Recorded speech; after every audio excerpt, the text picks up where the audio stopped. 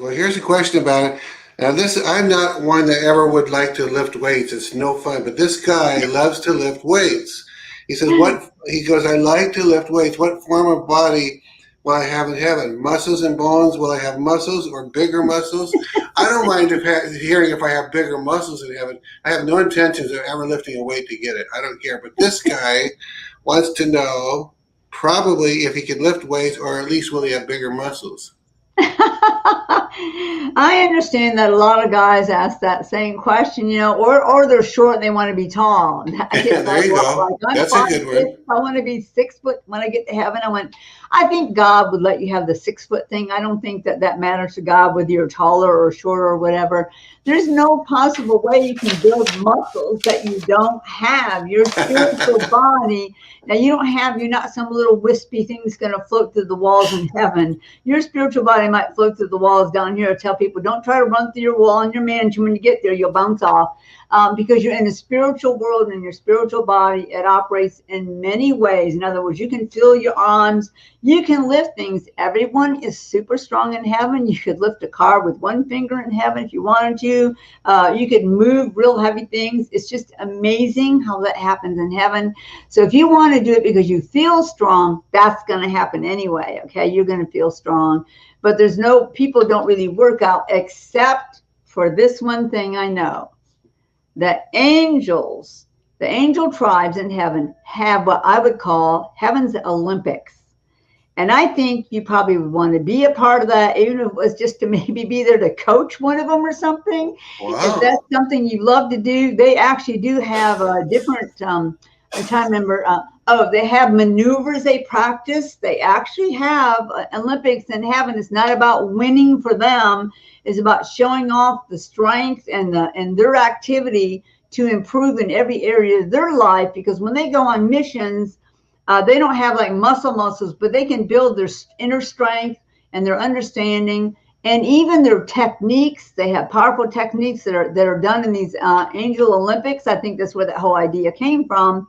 And there are champions in heaven that they all encourage and yell and watch all that happening. Nobody feels let down or like they weren't good enough. Everyone's excited to get to see something. But the angels especially, it's something that's like a treat to them.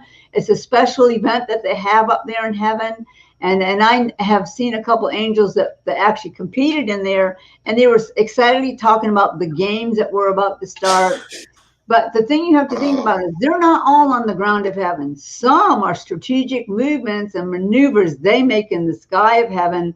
So this is some big event that God did this for the angel tribes to give them something special for them in heaven. So that person will probably be there all the time watching them practice.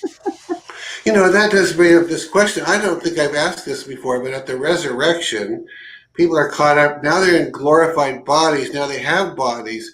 Isn't there everybody going to have glorified bodies in heaven? And at that point won't be spirit beings, but we'll have bodies in heaven for a season?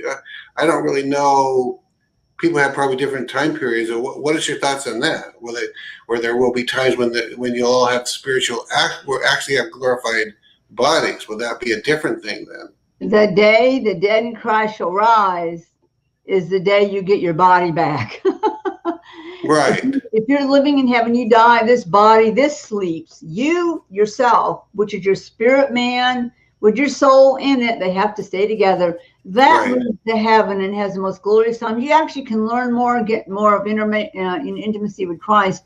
But they have Royal University. They have all kinds of places you can go to get more understanding about life and how to live in heaven. And even in the future, they have Creation Lab where you can practice doing different projects and stuff about life itself. And so one day, all of us who believed in Jesus Christ and received him, every one of us will at one point have our physical body back again, and it will be glorified. And I can tell you, you will look amazing. Remember in 1982 on a mountaintop in North Carolina, the Lord said, because of my obedience and all that I have been willing to do for him and to surrender for him, not for myself, he showed me myself in my glorified body. Wow. And it was amazing. I was wearing something that looked like living fabric. They were like little round, I don't know, gems or beads of life.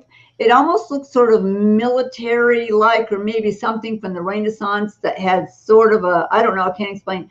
It was beautiful, filled with light, but my hair was very long. It was long and it had some waves in it. It was different colors that was in my hair, but my face was timeless.